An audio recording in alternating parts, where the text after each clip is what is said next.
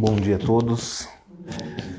Com a graça do Senhor, estamos hoje reunidos na presença dEle, em nome dEle, para prestar a Ele um culto, a nossa adoração, o nosso louvor, e também sermos edificados pela palavra do Senhor. Eu os convido para a abertura do Salmo 122, atendendo a convocação do Senhor para esse culto. Salmo 122. Depois de alguns dias com alguns irmãos que estivemos um pouco longe uns dos outros, por vários motivos, hoje uma alegria estarmos juntos, todos novamente, para cultuar ao Senhor juntos, em comunhão. Salmo 122 fala exatamente sobre isso, sobre a alegria de estar na casa do Senhor. Alegrei-me quando me disseram, vamos à casa do Senhor. Pararam os nossos pés junto às tuas portas, ó Jerusalém. Jerusalém, que estás construída como cidade compacta, para onde sobem as tribos do Senhor, como convém a Israel, para renderem graças ao nome do Senhor. Lá estão os tronos de justiça, os tronos da casa de Davi. Orai pela paz de Jerusalém. Sejam prósperos os que te amam. Reine paz dentro de teus muros e prosperidade nos teus palácios. Por amor dos meus irmãos e amigos eu peço, haja paz em ti. Por amor da casa do Senhor nosso Deus, buscarei o teu bem. Amém. Irmãos, vamos nos colocar em pé e juntos louvaremos ao Senhor.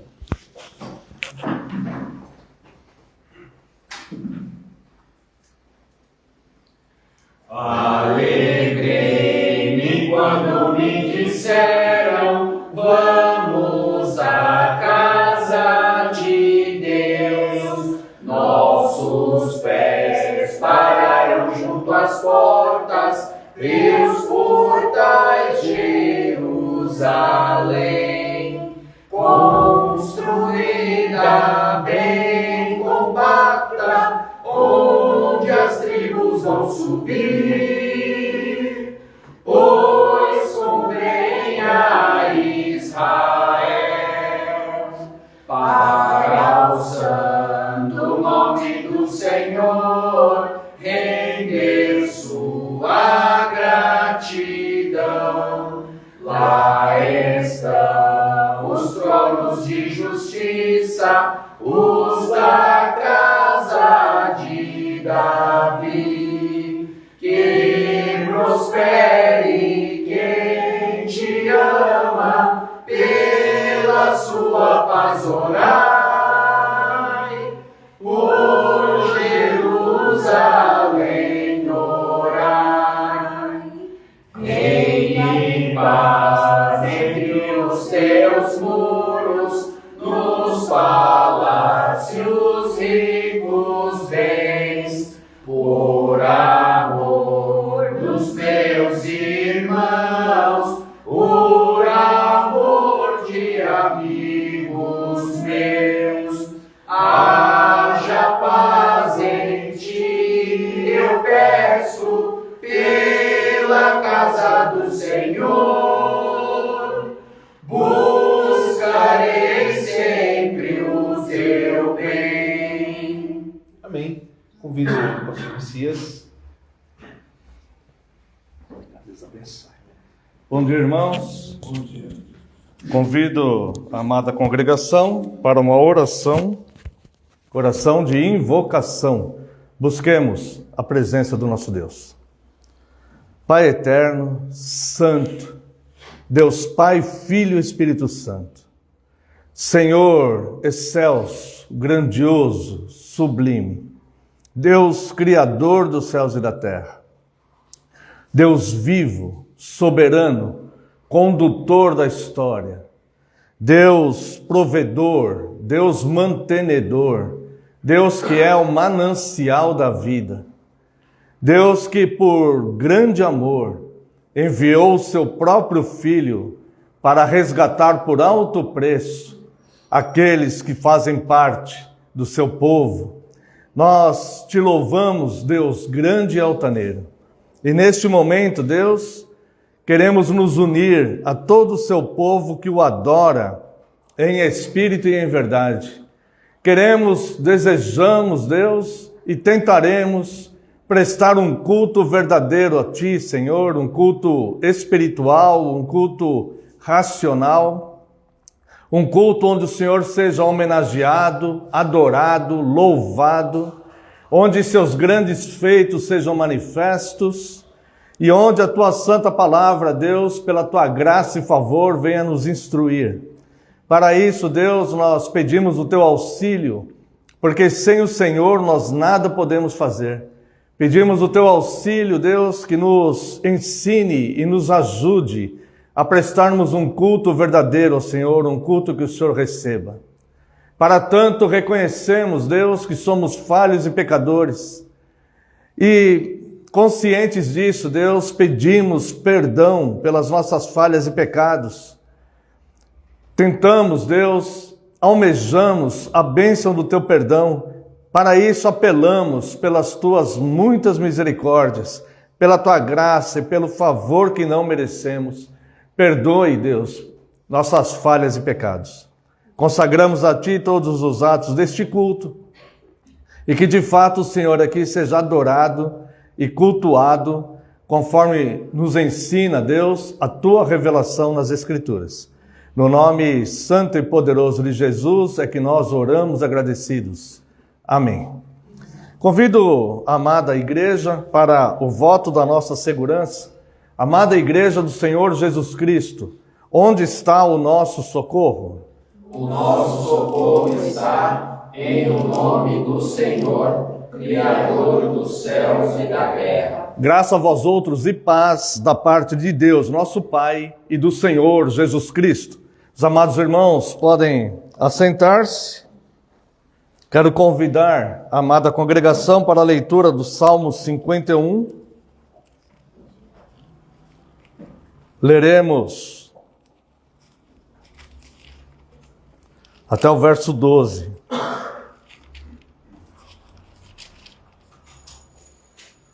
Salmo 51, 12. Ao lermos esse salmo, medite nessas palavras e, se você sentir o desejo, já vá confessando a Deus, pedindo a Ele que se compadeça de nós e que tenha misericórdia de nós. Compadece-te de mim, ó Deus, segundo a Tua benignidade e segundo a multidão das Tuas misericórdias, apaga as minhas transgressões. Lava-me completamente da minha iniquidade e purifica-me do meu pecado. Pois eu conheço as minhas transgressões e o meu pecado está sempre diante de mim. Pequei contra ti somente, e fiz o que é mal perante os teus olhos, de maneira que serás tido por justo no teu falar e puro no teu julgar. Eu nasci na iniquidade, e em pecado me concebeu minha mãe. Eis que te comprases na verdade, no íntimo e no recôndito, me fazes conhecer a sabedoria. Purifica-me com esopo e ficarei limpo. Lava-me e ficarei mais alvo que a neve. Faze-me ouvir júbilo e alegria, para que exultem os ossos que esmagaste. Esconde o rosto dos meus pecados e apaga todas as minhas iniquidades. Cria em mim, ó Deus, um coração puro e renova dentro de mim um espírito inabalável.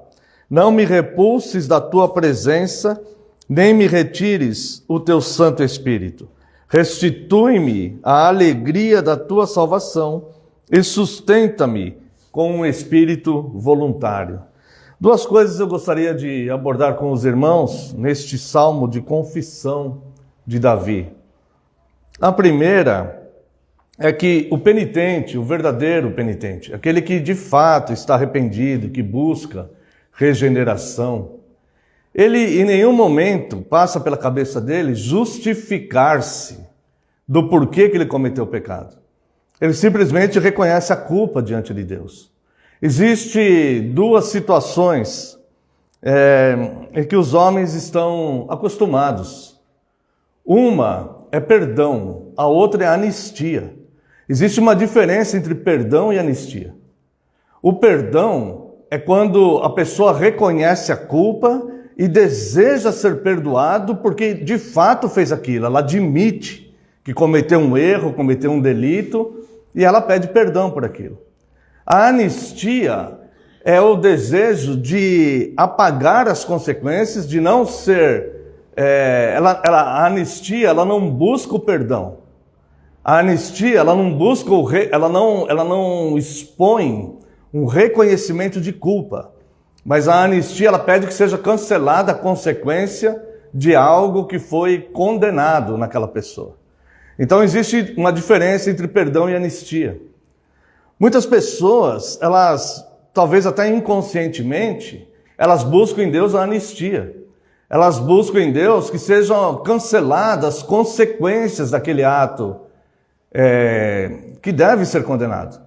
Mas ela não busca propriamente o perdão. Isso faz toda a diferença na vida do cristão. Porque se a pessoa ela se acostuma a buscar anistia apenas, que Deus tenha misericórdia e cancele as consequências, ela nunca terá o arrependimento de fato. Por aquela tristeza por ter cometido o erro.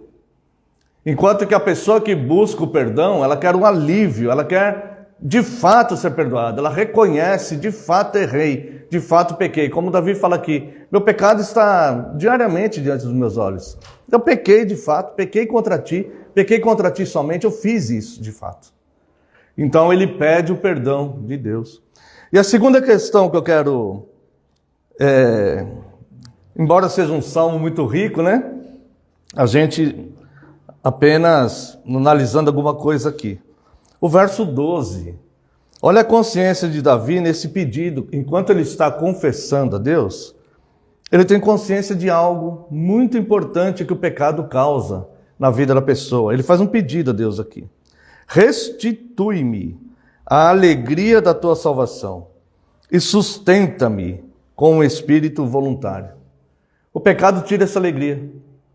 Existe, se nós olharmos assim, pessoas que têm medo do inferno, mas não têm medo do pecado, você vê que essas pessoas estão completamente com o olhar desfocado, totalmente fora da realidade.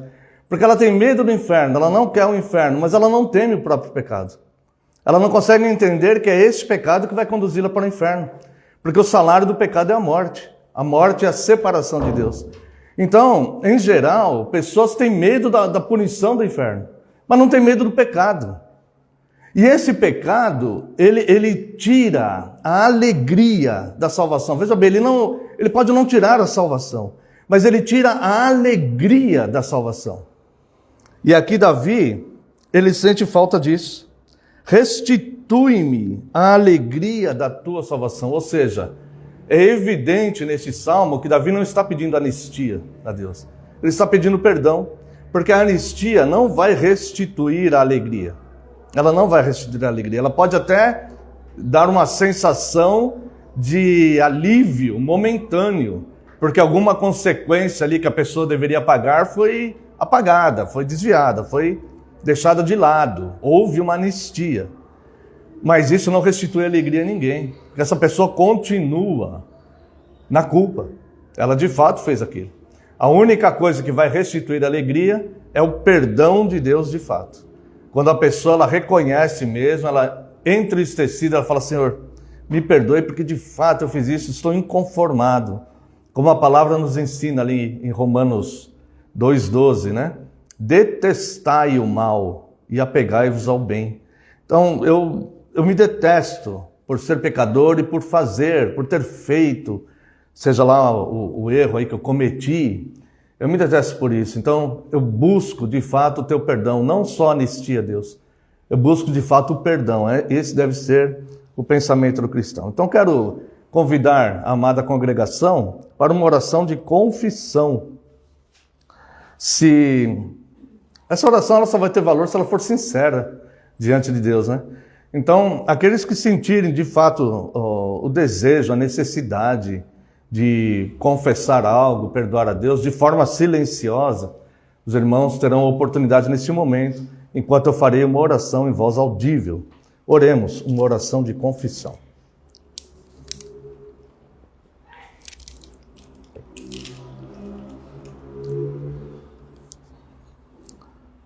Pai bendito e eterno, Deus bom, reto, justo, Deus misericordioso, o Senhor que é altamente santo, Deus, mas que se inclina, Deus, para nos ver, que se preocupa, Deus, com nossas tristezas, que promete enxugar as nossas lágrimas, que nos vinga, Deus, quando somos ofendidos. O Senhor que com tão grande amor nos amou, que enviou seu próprio Filho para nos resgatar para si, como povo santo. E nós somos, de fato, pecadores, Deus, e nós detestamos esse nosso estado, Deus, de miséria espiritual, que muitas vezes nos conduz ao pecado. E nós, neste momento, Deus, com toda a sinceridade do nosso coração, da nossa alma, nós pedimos perdão ao Senhor, porque reconhecemos, Deus, o quão falhos somos, como somos pecadores. E apelamos pelas Tuas muitas misericórdias, Deus, pela Tua graça, Deus. Suas misericórdias que se renovam a cada manhã sobre nós. Por favor, Deus, perdoa, Deus. Nosso pecado está diante de nós mesmos. Pecamos contra Ti, Senhor. E lhe pedimos que o Senhor, pela Tua graça e favor, venha nos perdoar, ó Deus, e restituir em nós novamente a alegria da nossa salvação. Pelo amor do Teu santo nome, Deus, por temor ao Senhor, cujas mãos têm o perdão, somente o Senhor pode perdoar pecados. Nós, através de Jesus Cristo e seu sangue derramado em nosso favor, na cruz do Calvário, pedimos, perdoa-nos, Deus, segundo a Tua graça, no nome santo de Cristo, oramos. Amém. Quero convidar a amada congregação, louvarmos a Deus com o Salmo 51, apenas as duas primeiras partes. Tem compaixão de mim, Senhor, segundo a Deus, benigno és, segundo é grande o teu favor, apaga, pois, todo o meu pecar, da minha transgressão, vem me lavar e purifica-me do meu pecar, pois eu conheço e sei do mal que fiz, que de contigo está perante mim e contra ti, Senhor, pequei, só contra ti mal procedi.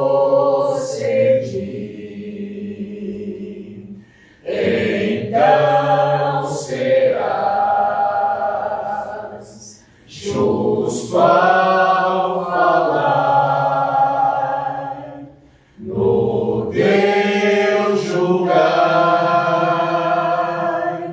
puro has de ser, na iniquidade, pois,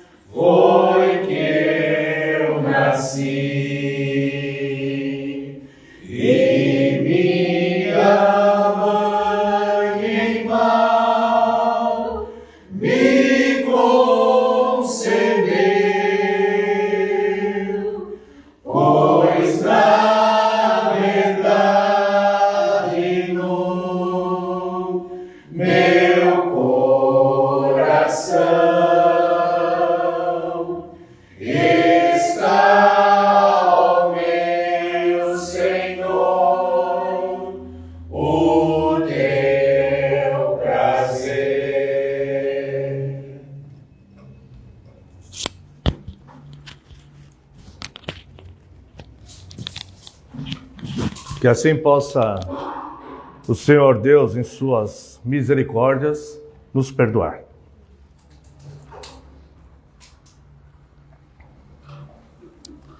Convido a amada congregação para professarmos a nossa fé através do credo apostólico.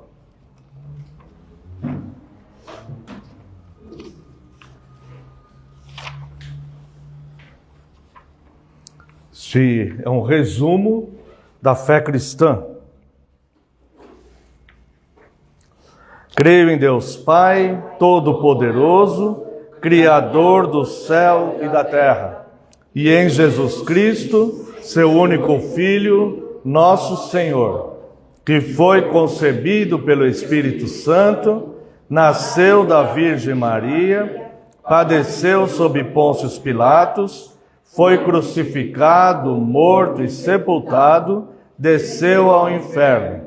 No terceiro dia, ressurgiu dos mortos, subiu ao céu e está sentado à direita de Deus Pai Todo-Poderoso, de onde há de vir a julgar os vivos e os mortos. Creio no Espírito Santo, na Santa Igreja Universal de Cristo, na comunhão dos santos, na remissão dos pecados, na ressurreição do corpo e na vida eterna. Amém. Quero convidar ainda a amada congregação para a leitura do Dia do Senhor 40.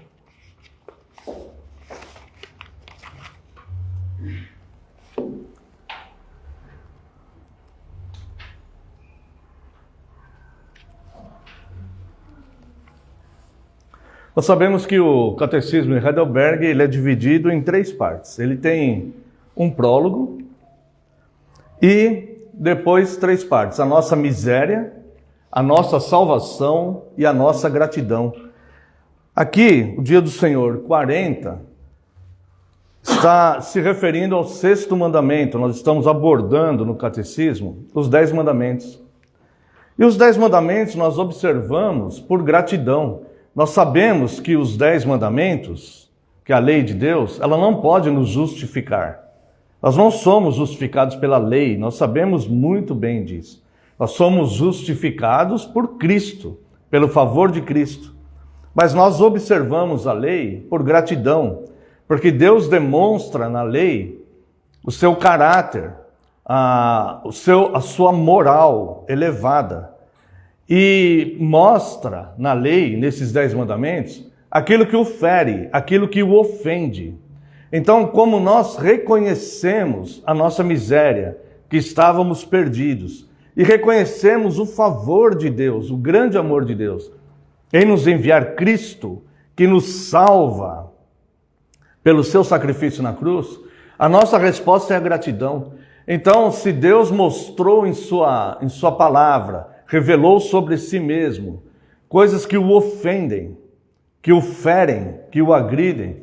Então nós sim, enquanto igreja de Cristo, enquanto muitas pessoas aí de forma desvairada, de forma insensata, de forma louca, desprezam os 10 mandamentos, dizendo ser coisa que ficou no Antigo Testamento, ser coisa de judeu ou coisas assim, nós sim, enquanto igreja de Cristo, nós vemos que nós devemos observar os 10 mandamentos por gratidão, porque estas coisas de fato ofendem a Deus. E chegamos hoje no Dia do Senhor 40, que trata do 6º mandamento, ou seja, não matarás. E eu quero convidar a amada congregação para as perguntas 105, 106 e 107. Pergunta 105. O que Deus exige no 6º mandamento? Resposta: que eu não devo, por mim mesmo ou através de outros, desonrar, odiar, injuriar ou matar o meu próximo, por pensamentos, palavras ou gestos, e muito menos por ações. Antes, devo fazer morrer todo o desejo de vingança. Além disso, não devo fazer mal, nem me expor levianamente ao perigo. Por isso também o governo empunha a espada para impedir homicídios. Bom, vamos por partes. A primeira coisa aqui que eu quero comentar com os irmãos é que o Senhor Jesus, quando ele abordou os 10 mandamentos no seu Sermão do Monte, ele se aprofundou bastante. E na revelação do Novo Testamento, há desdobramentos dos 10 mandamentos, onde os 10 mandamentos são aprofundados. Nós vemos uma questão moral a ser observada na lei. Então, este mandamento, ele não se refere apenas ao homicídio. Obviamente, o primeiro plano é o homicídio, tirar a vida de uma outra pessoa.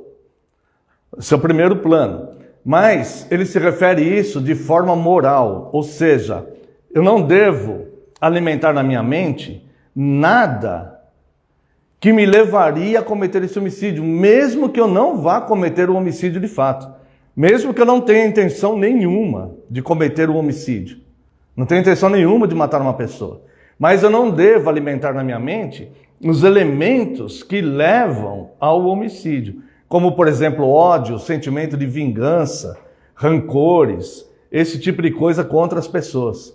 Então, o processo ele começa a se dar dentro da nossa mente. A palavra de Deus diz que nós devemos amar e abençoar até mesmo os nossos inimigos.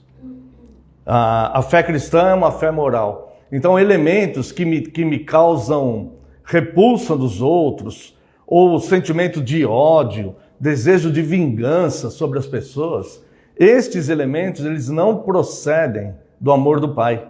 Estes elementos, eles procedem da nossa maldade, da iniquidade que Davi, ele quebrou, no Salmo 51, ele está confessando a quebra do 7º mandamento, a quebra do 10º mandamento. E ele diz ali que aquilo procedeu dele, ele fez aquilo, ele errou, né? Então, assim são todos os mandamentos, né? O 7º mandamento, se Deus nos permitir, estaremos analisando no próximo dia do Senhor. Aqui, o homicídio é a mesma coisa, é uma questão moral. Então, nós devemos vigiar sobre nós mesmos, porque temos motivos para alimentar. Motivos que eu digo, não razão, mas situações que nos levam a alimentar isso. E como seres humanos, muitas vezes nós alimentamos. Começamos a alimentar, passa pela nossa cabeça alimentar, não o desejo de homicídio, né? Mas rancores, mágoas, muitas vezes até ódio sobre as pessoas. O ser humano, ele está exposto a esse tipo de coisa. Nós devemos nos desapegar de tudo isso, irmãos, para que nós sejamos perfeitos diante de Deus. Então, nós não devemos alimentar essas coisas. E tem um segundo detalhe também aqui na pergunta 104. Que eu me submeta, aqui ó, e que também seja paciente, irmãos, pergunta 105. Além disso, não devo me fazer mal, nem me expor levianamente ao perigo. A questão da preservação da vida que Deus criou não é simplesmente o cuidado para não cometer homicídio. É também o cuidado com a própria vida que nós temos, que não pertence a nós. No primeiro dia do Senhor, isso já fica bem claro no catecismo. Qual é o nosso único consolo na vida ou na morte? Nosso único consolo na vida ou na morte é saber que não pertencemos a nós mesmos. Nós não pertencemos a nós mesmos. Nós pertencemos a Deus. Somente Deus tem o direito de tirar vidas. Deus tem o direito de matar. Tudo pertence a Ele. Deus tem o direito de tirar vida. Nós não temos, nós somos criatura. Nós não temos. E a nossa própria vida, ela pertence a Deus. Então nós não temos o direito de nos expormos levianamente aos perigos. De não preservarmos a nossa própria vida. Nós devemos vigiar nisso também, porque isso também é uma quebra do 6º mandamento.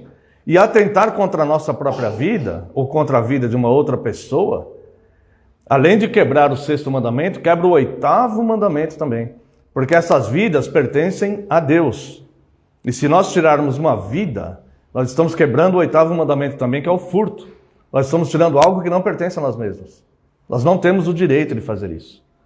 Então, nós devemos cuidar também e zelar pela nossa própria vida, tá? Além disso, não devo me fazer mal nem me expor levianamente ao perigo.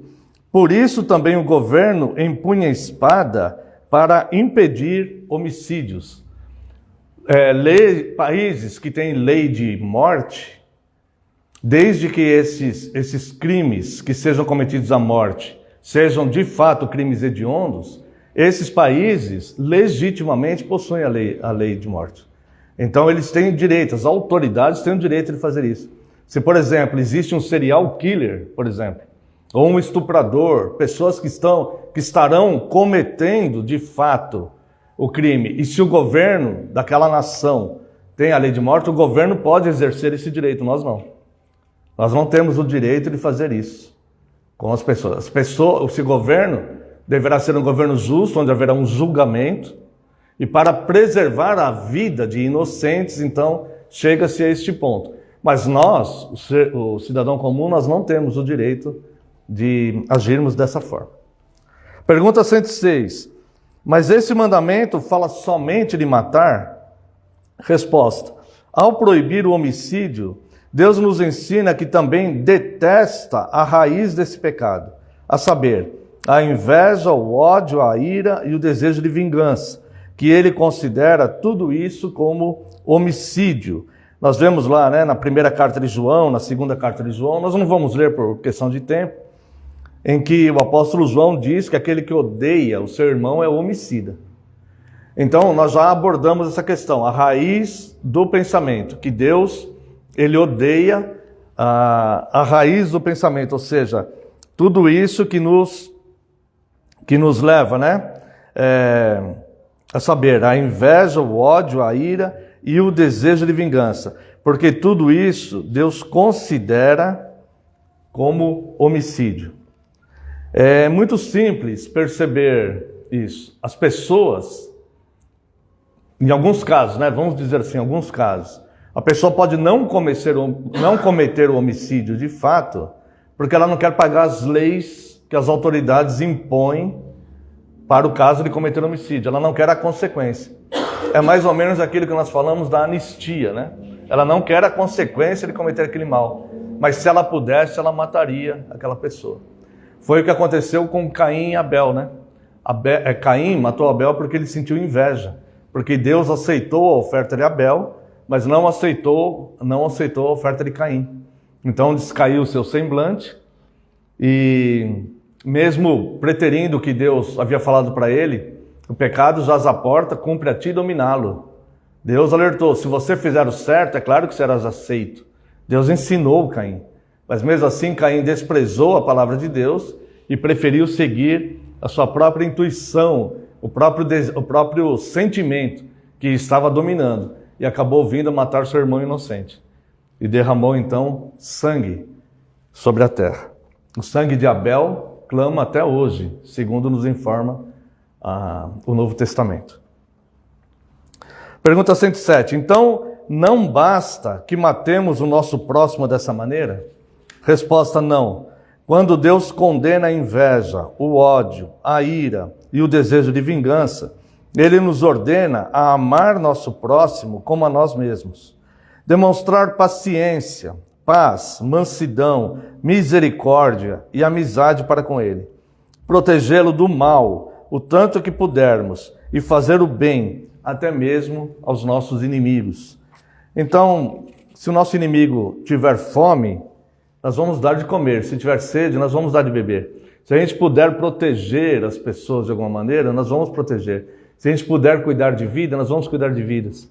E assim nós estaremos cumprindo as leis de Cristo, levando as cargas uns dos outros, conforme o apóstolo Paulo fala aos Gálatas. Então a fé cristã é uma fé de limpeza moral da nossa mente, é uma fé de higiene moral da nossa mente, onde nós sabemos que estamos expostos aos maus sentimentos, todos nós estamos, mas quando esses sentimentos vierem nos abordar, a nossa obrigação diante de Deus é limpar a nossa mente para não alimentarmos esses maus sentimentos contra o nosso próximo, nem mesmo contra o nosso inimigo. Que Deus abençoe essa porção da sua palavra. Vamos louvar a Deus com o hino 46. Durante este hino, aquele que sentir o desejo de estar ofertando, este momento será oportuno. Hino 46.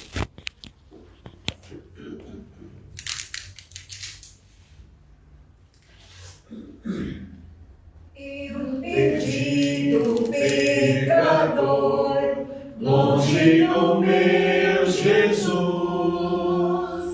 já me achava sem vigor, ao perecer sem luz. Meu estado Cristo viu, dando-me sua mão, e salvar-me conseguiu da perdição. Cristo me amou e me livrou.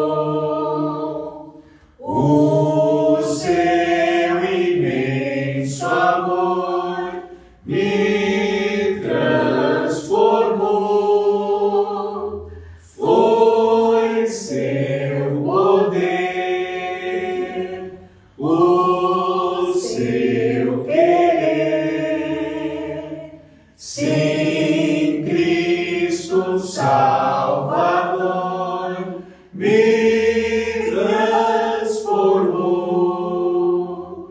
Minha vida, todo ser, quero lhe consagrar. Ao seu lado vou viver, o seu amor cantar, a mensagem transmitir aos que perdidos são. Venham todos já fluir a salvação. Cristo me amou e me livrou. O seu imenso amor me transformou. Foi seu poder, o seu querer.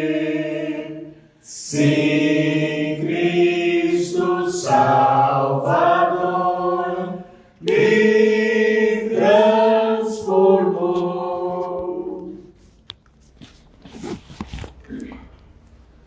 Convido a amada congregação para a leitura no Evangelho de João, capítulo 2.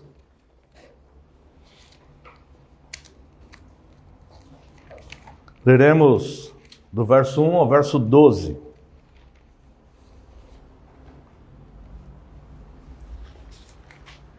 Evangelho de João, capítulo 2.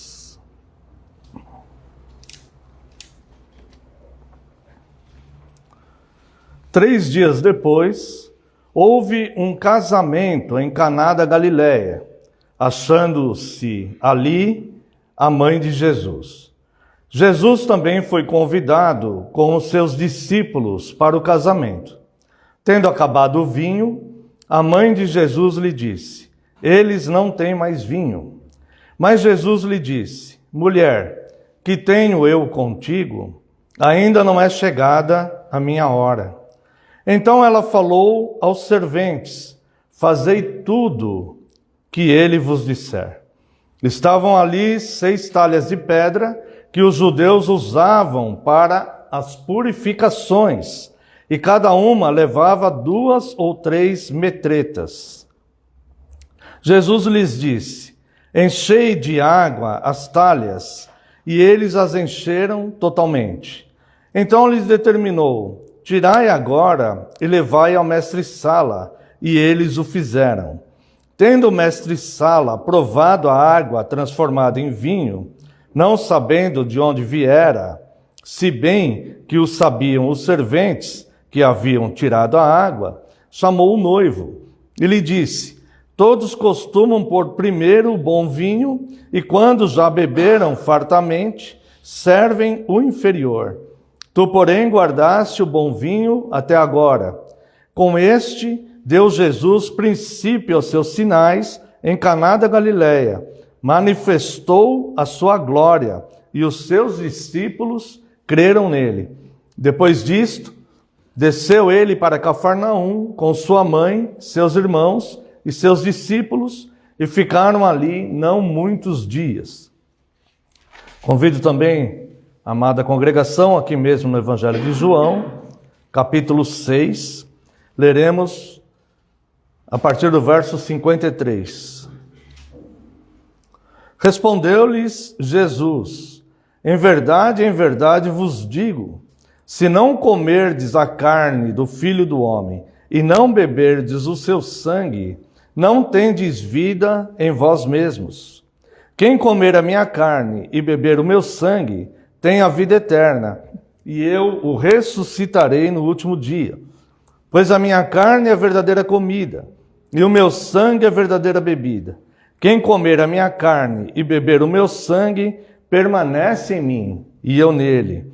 Assim como o Pai que vive, que me enviou, e igualmente eu vivo pelo Pai, também quem de mim se alimenta, por mim viverá. E ainda quero convidar a amada congregação para um versículo na primeira carta aos Coríntios, capítulo 11, o verso 25.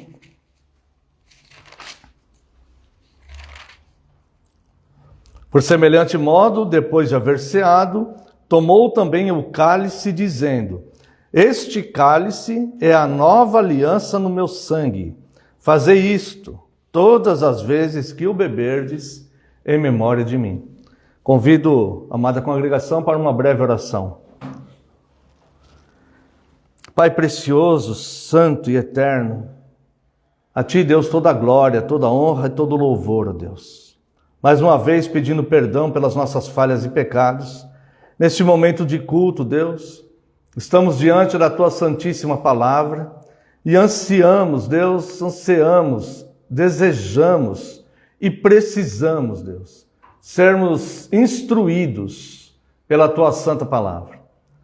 Ó Pai, para tanto é necessário, Deus, que Teu Santo Espírito venha nos iluminar, esta palavra revelada, nos ensinar, nos apontar, ó Deus, caminhos, direções, curar as nossas feridas, Deus, transformar a nossa mente, limpar-nos, Deus, de todo mau desígnio. Nós precisamos, Deus, da ação do Teu Santo Espírito, através desta palavra, que como água regeneradora, nós desejamos que venha nos purificar.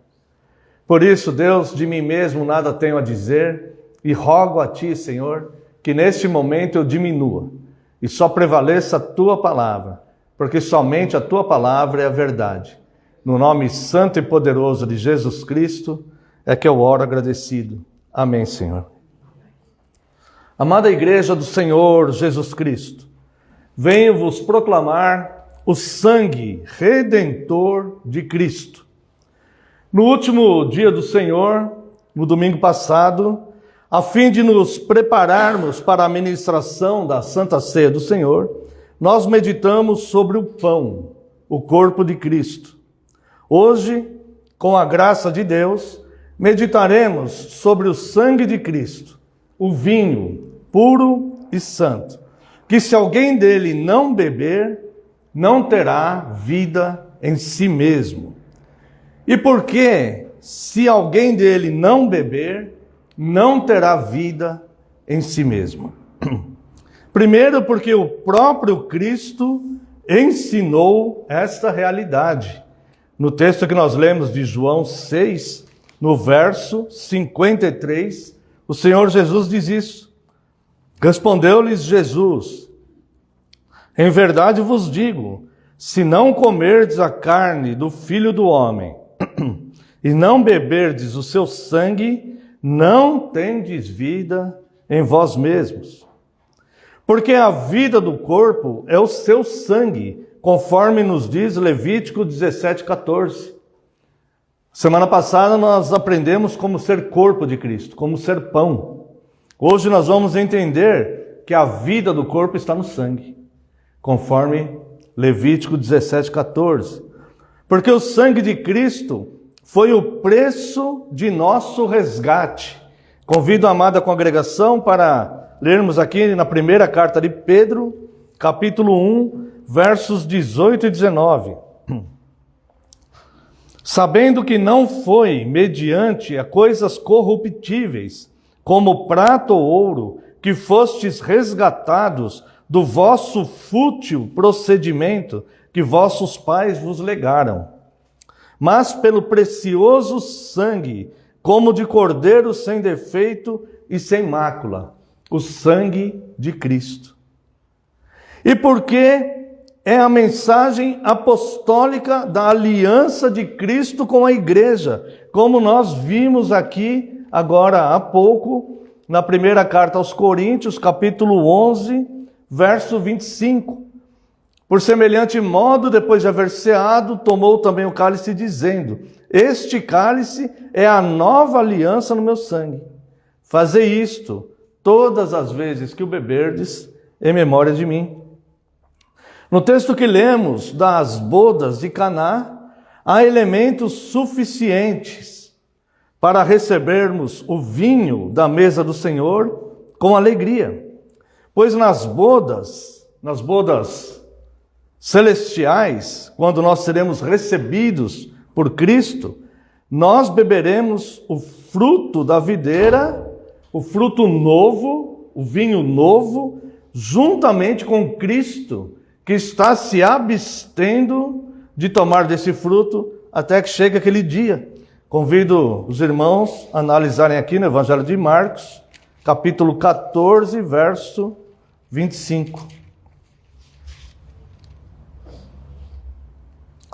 Em verdade vos digo que jamais beberei do fruto da videira, até aquele dia em que o hei de beber novo no reino dos céus. Eis aqui a nossa aliança. Nós participamos do vinho e Cristo se abstém do vinho, até o dia em que estejamos juntos nas bodas, celebrando o vinho novo. Tomaremos este vinho juntos, resgatados, purificados, limpos, sem mais tristeza, sem mais medos. O texto que nós lemos em João 2 faz referências a elementos das bodas do reino de Deus. O texto das bodas de Caná da Galileia era uma festa de casamento, em que Jesus foi convidado, sua mãe Maria foi convidada, e também os seus discípulos foram convidados. Era uma festa de casamento. Nesta festa de casamento, nessas bodas nupciais, Jesus nos ensina as bodas espirituais. Há elementos suficientes nesse texto que nos indicam e que nos mostram, amparados contextualmente pelos demais elementos, pelos demais textos que se referem ao mesmo assunto no Novo Testamento, sobre essas bodas espirituais. E eu quero analisar com os irmãos. Voltemos lá, por favor, em João capítulo 2. Evangelho de João capítulo 2, verso 1. O texto começa assim: 3 dias depois, houve um casamento em Caná da Galileia, achando-se ali a mãe de Jesus. O texto já começa fazendo uma referência à ressurreição de Cristo. Os 3 dias em que Cristo estava separado da sua igreja, pela sepultura. Quando Cristo morre na cruz, na sexta-feira, e ressuscita no domingo. Esses 3 dias é feita uma referência aqui. Durante esses 3 dias de separação simbólica, ou os homens se sentiam separados, tanto que os discípulos se reuniram numa casa com portas trancadas, com medo dos judeus. Está lá em João capítulo 20, capítulo 19 e capítulo 20. Vai abordar essa questão. O texto ele começa então dizendo que, fazendo uma referência aos 3 dias que separaram Cristo da igreja, e depois os uniu completamente na ressurreição. Veja bem, No capítulo 1, porque aqui vai falar 3 dias depois. Perguntamos, depois do quê? No capítulo 1, dos versos 32 a 51, nós vemos que o ministério de Cristo já estava em andamento. A partir do verso 15, a partir do verso 32, Jesus ele é batizado. A partir do verso 35, 2 discípulos que eram de João Batista começam a seguir Jesus. No verso 43, Jesus chama mais discípulos. Então Jesus já havia sido batizado, já havia começado o seu ministério e já havia chamado alguns dos seus discípulos, alguns dos seus apóstolos. E 3 dias depois, Cristo transforma água em vinho. Ou seja, o significado da água que nas Escrituras simbolizam pessoas, torna-se vida. Porque Cristo ressuscitou. Isso, se bebermos da sua vida, do seu sangue, no mesmo corpo, no mesmo pão, que é o corpo de Cristo, deve correr o mesmo sangue. Se fomos feitos da boa semente, do trigo, não do joio, como nós vimos a semana passada. Se foi semeada em nós a mesma boa semente, para que nos tornemos pão, que é o corpo de Cristo, em nós deve correr o mesmo sangue, porque o sangue é a vida. Então esses 3 dias, que quando Cristo ele foi convidado para essas bodas, 3 dias após Cristo começar o seu ministério, ser batizado, chamar os seus discípulos e participar das bodas. Ou seja, nós precisamos beber este vinho para que nós tenhamos vida em nós mesmos. Senão nós não teremos vida em nós mesmos. Nós seremos apenas o que a ciência chama de bio. Seremos apenas um corpo vivo. Mas nós precisamos ser vivificados espiritualmente, segundo nos informa Paulo em Efésios capítulo 2. O vinho natural humano é finito. Nessas bodas, a presença de Cristo e da igreja. Veja o verso 2. 3 dias depois, então, em que Cristo começa o seu ministério já estava atuante. Nessas bodas, existe a presença de Cristo e da sua igreja. Verso 2, Jesus também foi convidado com os seus discípulos para o casamento. Aqui, irmãos, é apontado um erro muito pernicioso que tem assolado os jovens da nossa geração. Pessoas que pensam que abraçam Cristo, admitem Cristo, aceitam Cristo, mas não aceitam a sua igreja. Pessoas que acham que estão iludidas, achando que estão servindo a Cristo, que estão guardando os mandamentos de Cristo, que vivem em Cristo, mas desprezam a igreja. É impossível desassociar Cristo da igreja. Então nós vemos aqui que nessas bodas está presente Cristo com os seus discípulos. A presença de Cristo e da igreja. Não haverá bodas para quem quer somente Cristo, mas despreza a sua igreja. Ambos são o mesmo corpo e são vivos pelo mesmo sangue. Se não há comunhão, se não há cultos juntos, se as pessoas não estão em comunhão, cultuando a Deus juntos, elas não estão no corpo de Cristo. Salvo, obviamente, por motivos que efetivamente impedem a pessoa disso. Obviamente nós devemos aplicar aqui o bom senso. Uma pessoa enferma, por exemplo, uma pessoa que está internada no hospital, uma pessoa que não possa congregar.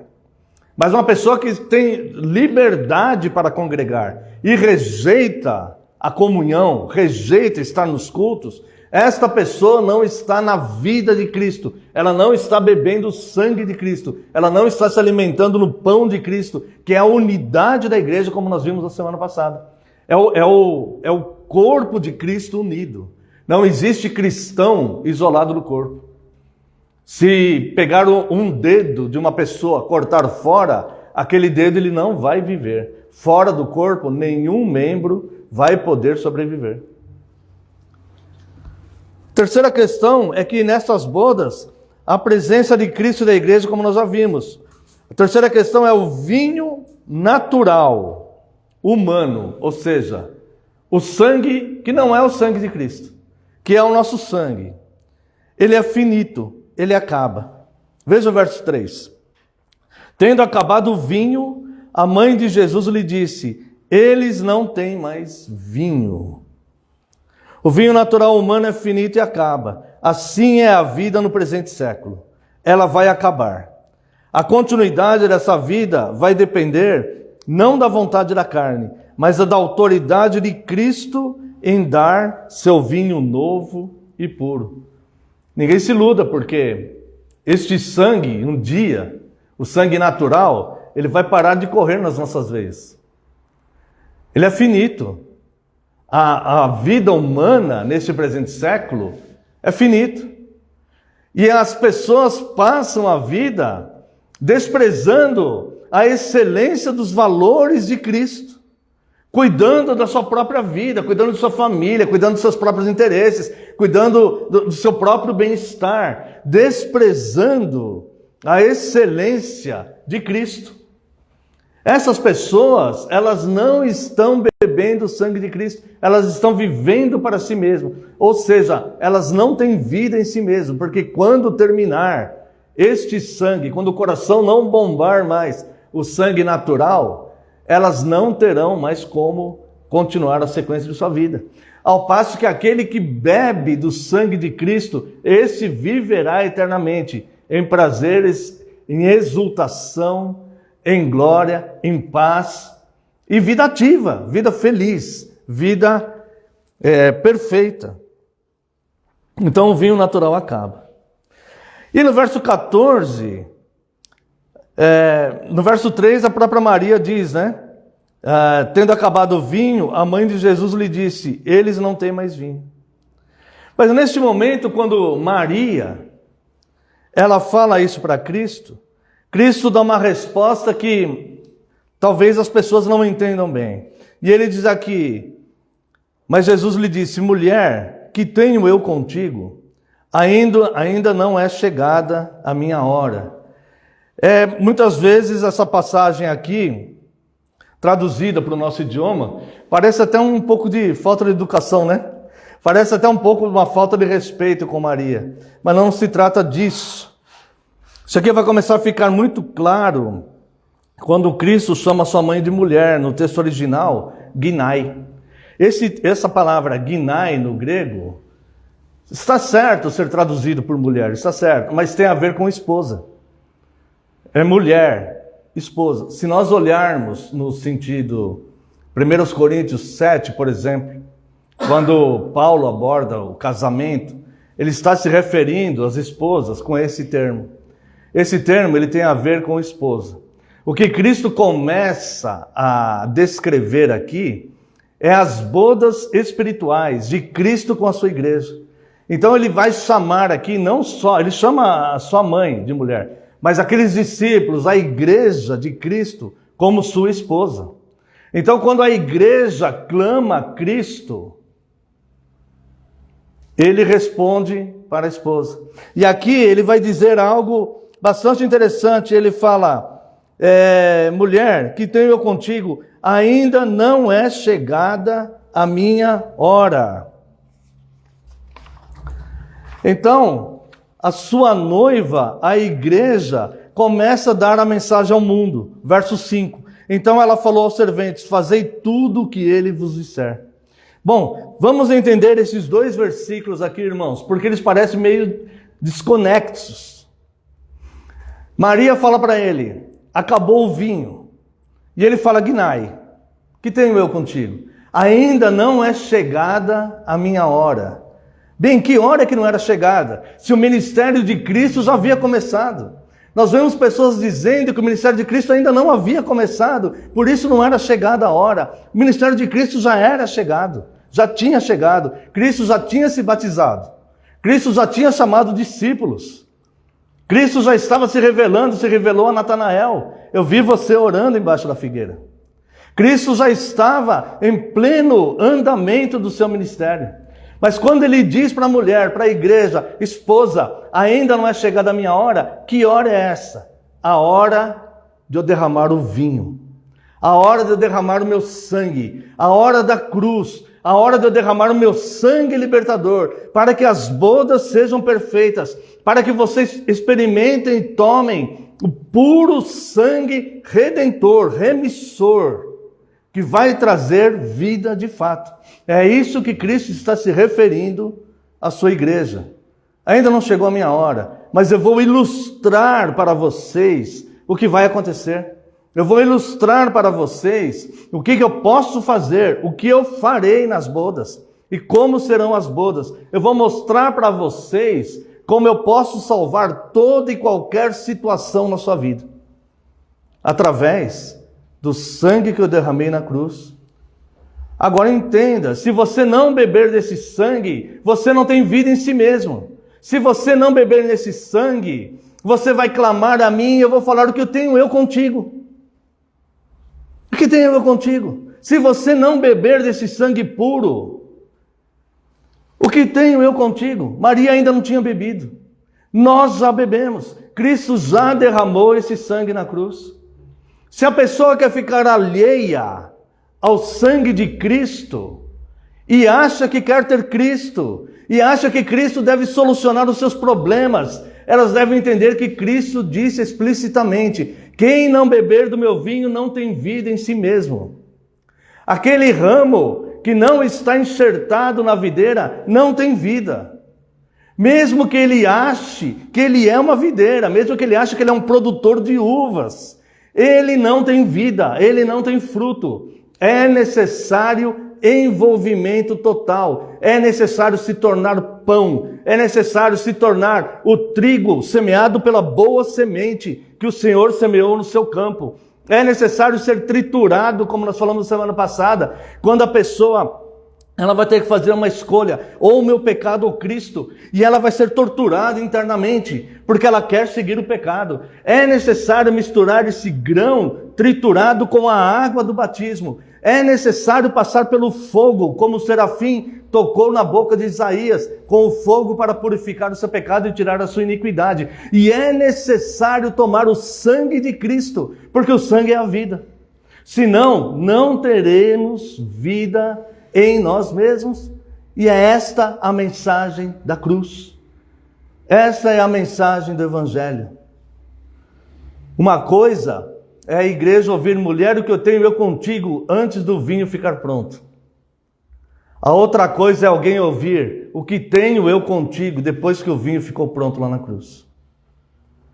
Portanto, cada um cuide de si mesmo, e cada um olhe para si mesmo, e cada um perceba a sua própria miséria, e cada um perceba o que de fato quer a respeito do reino de Deus. Porque é explícito e claro, e dito pelo Rei do Universo, cuja palavra reina eternamente: quem não beber desse vinho não tem vida em si mesmo. Quem não beber do sangue de Cristo não tem vida em si mesmo. Quem não quer comunhão na igreja não tem vida em si mesmo. Essa pessoa está morta espiritualmente. É necessário clamar a Deus e pedir vida. Se cada um que estiver ouvindo essa mensagem perceber que está tão desanimado, que está tão caído, que não quer a comunhão, não sente vontade da comunhão, não sente vontade de fazer o bem junto com a igreja, não sente vontade de caminhar junto com a igreja, essa pessoa está morta espiritualmente. É necessário que os ouvidos espirituais abram e que esta pessoa clame pela misericórdia: Senhor, eu quero beber do teu vinho. Eu imagino, irmãos, ao longo de todas as eras, em todo o mundo, que muitas pessoas congregaram a vida inteira e nunca beberam o sangue de Cristo. Não tinham vida em si mesmo. Muitas pessoas abraçaram a fé com muita alegria, com muito entusiasmo, mas na primeira decepção abandonaram Cristo. No primeiro dissabor, no primeiro espinho do caminho, no primeiro sol que queimava as costas na caminhada. Essas pessoas que colocaram a mão no arado um dia, tiraram. Essas pessoas não tinham vida em si mesmas. Essas pessoas não bebiam sangue de Cristo, essas pessoas não tinham sangue no corpo. Essas pessoas estavam se tornando pão, mas faltou esse elemento, elas não tinham sangue, a vida de Cristo correndo em suas veias. Como Paulo diz, não vivo mais eu, mas Cristo vive em mim. Se vivesse eu ainda, eu continuaria com o prestígio que eu tinha no Sinédrio, com todo aquele poder e autoridade, e reconhecido pelas pessoas, vivendo economicamente muito bem, vestindo as melhores túnicas, tendo autoridade para fazer o que eu quiser. Se eu quiser pegar pessoas para levar preso, eu levo. Mas eu bebi o sangue de Cristo. E agora não vivo mais eu. Cristo vive em mim. Agora os meus interesses são outros, a minha vontade é outra, o meu pensamento é outro, o meu foco é outro, a minha energia eu gasto em outras coisas. O Sinédrio é passado na minha vida. Agora eu vivo Cristo. E depois disto, a mensagem de Cristo começa a ser pregada. Verso 5, Maria, como representante da igreja, ela fala aos serventes: fazei tudo o que ele vos disser. Faça tudo o que ele vos disser. Essa é a mensagem do Evangelho. Irmãos, o que devo fazer para ser salvo? Arrependam-se e cada um seja batizado em nome de Cristo. Faça tudo o que ele vos disser. Cristo, ele fala, aquele que guarda os meus mandamentos é esse o que me ama. E o que guarda os meus mandamentos, eu e o Pai viremos nele e faremos nele morada. Fazei tudo o que ele vos disser. Essa é a mensagem do Evangelho. Faça tudo o que ele vos disser, o que ele disse. Leia os Evangelhos.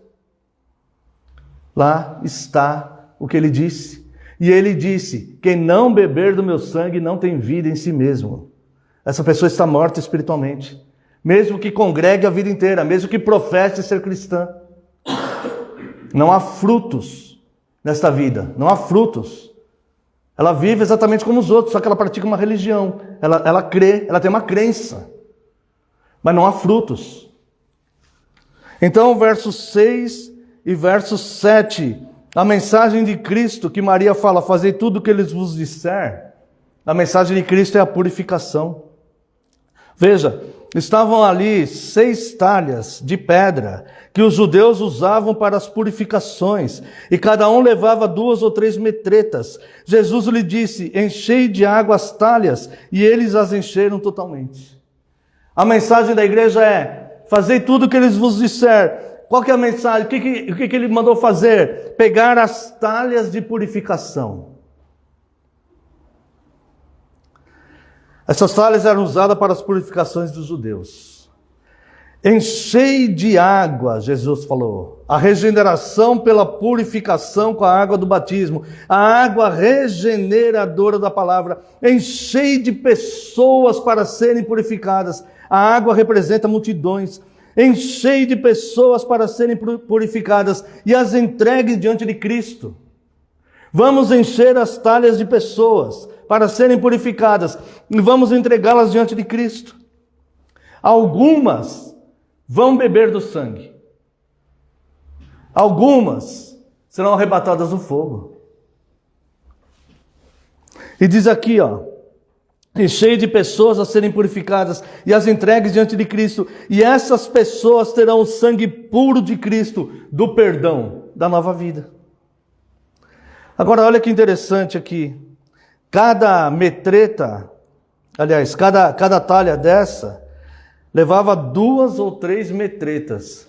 A medida grega da metreta era 40 litros. 40 litros. Algumas levavam o dobro, outras levavam o triplo. 40, além das talhas serem usadas para purificação, para santificação, existe essa simbologia de números na Bíblia. E 40 significa exatamente purificação. Olha só, foram 40 dias no dilúvio, quando Deus purificou a terra de um povo ímpio, mau, criminoso, homicida. O mundo estava cheio de violência. Quando Deus fala: me arrependi de ter criado o homem, mas vou preservar o justo Noé e sua família. E por 40 dias e 40 noites, choveu sobre a terra. 40 também foram os anos da peregrinação no deserto, quando Deus liberta o povo da escravidão do Egito. E essa passagem do deserto, que poderia ser cumprida em bem menos tempo do que isso, serviu para purificar toda uma geração de pessoas que eram de dura cerviz, de pessoas que não se submetiam. Elas queriam ser libertas da escravidão, mas não queriam submeter-se a Deus e que Deus mandava Moisés fazer. Muitos deles pereceram no deserto. O sol escaldante do deserto, por 40 anos, purificou aquelas pessoas. Cristo, que sempre foi puro e não pecou, teve o seu deserto particular. Passou 40 dias no deserto sendo tentado pelo maligno, que esperou ele sentir fome para falar: manda transformar essas pedras em pães. A medida de cada talha daquela era um número de purificação 40. O dobro ou o triplo. Tem pessoas que precisam do triplo do tempo para purificar-se a si mesmo, mas serão purificadas por esse sangue.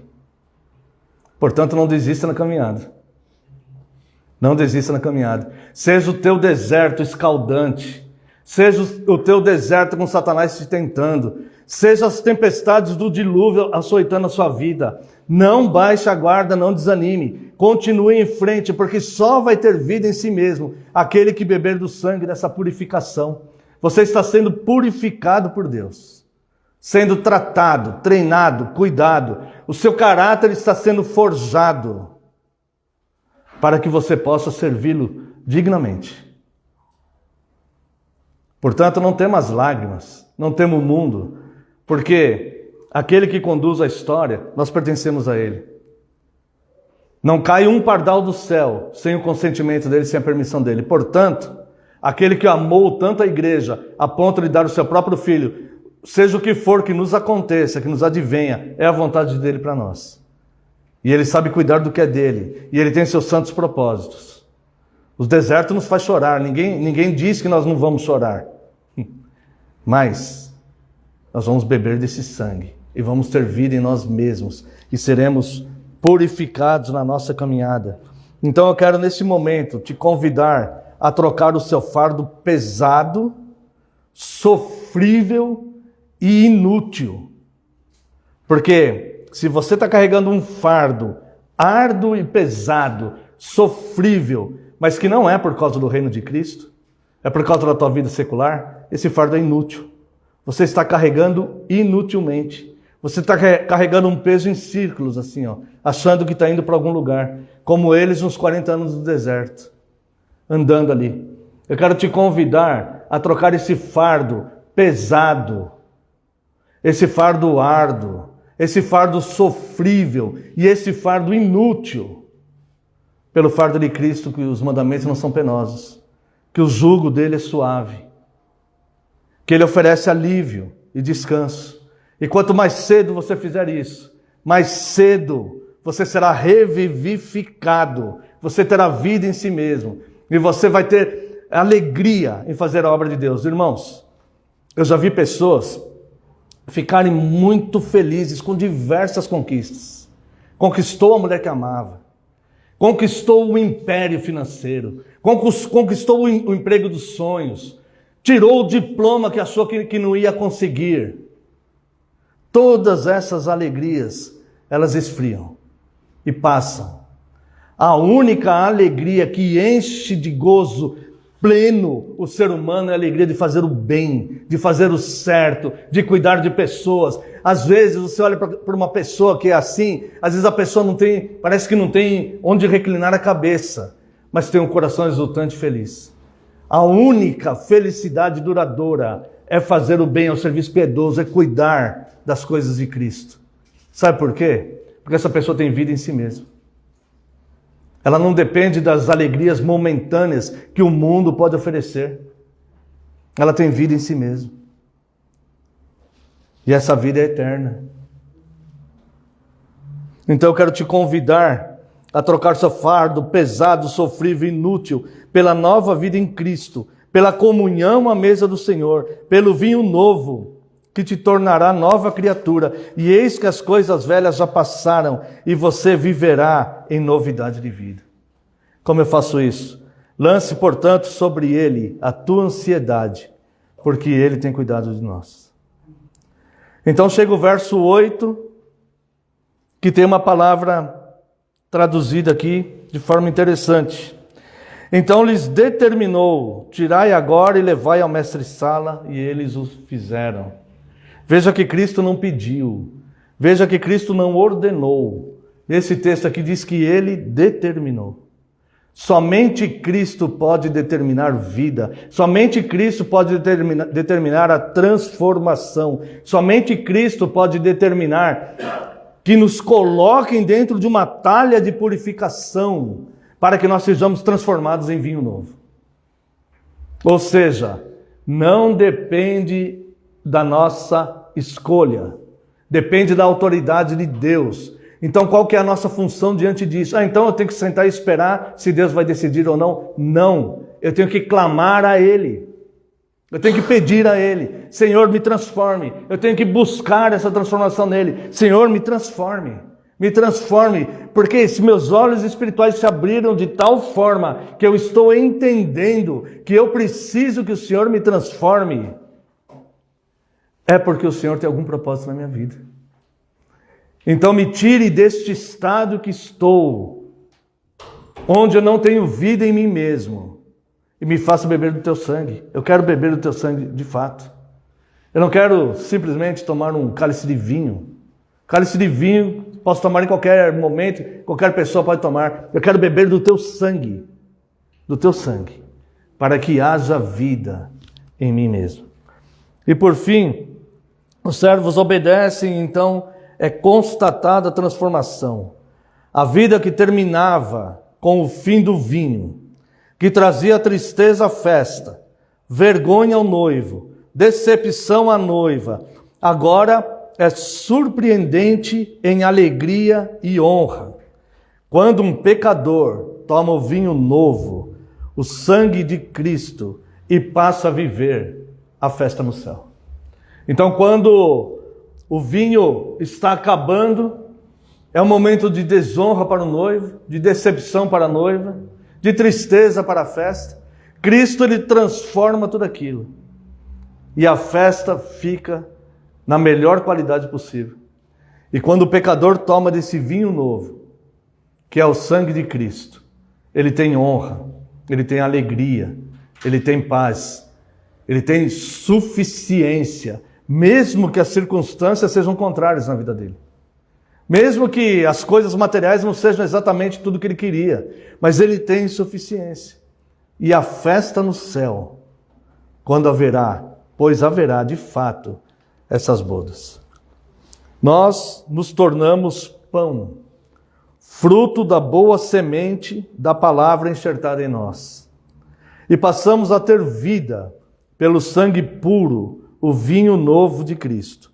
Vivamos, pois, a vida daqueles que herdarão a terra. Amém. Quero convidar a amada congregação, como resposta para esse sermão, o hino 142, apenas a parte 2.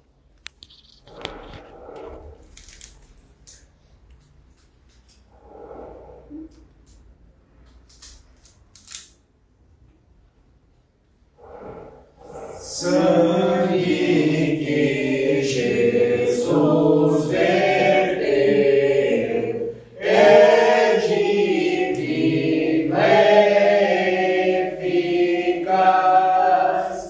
Este sangue ao coração, força, amor e vida. Este sangue ao coração, força, amor e vida traz. Vamos a uma breve oração. Pai, no nome santo e poderoso de Jesus, te entrego esta palavra, Deus. E assim em nossas vidas, Deus, a vida desta igreja, que nós possamos ter vida em nós mesmos, Deus, porque queremos nos tornar pão e fazer parte do seu corpo. E queremos tomar do teu sangue para que tenhamos vida, porque o sangue é a vida do corpo. E nós queremos, de fato, tomar este sangue, tomar este corpo. Neste momento, Deus, consagramos a Ti os elementos desta Santa Ceia e lhe pedimos que o Senhor os abençoe. Queremos ser pão e sangue de Cristo. Em nome de Jesus, teu Filho amado, oramos. Amém.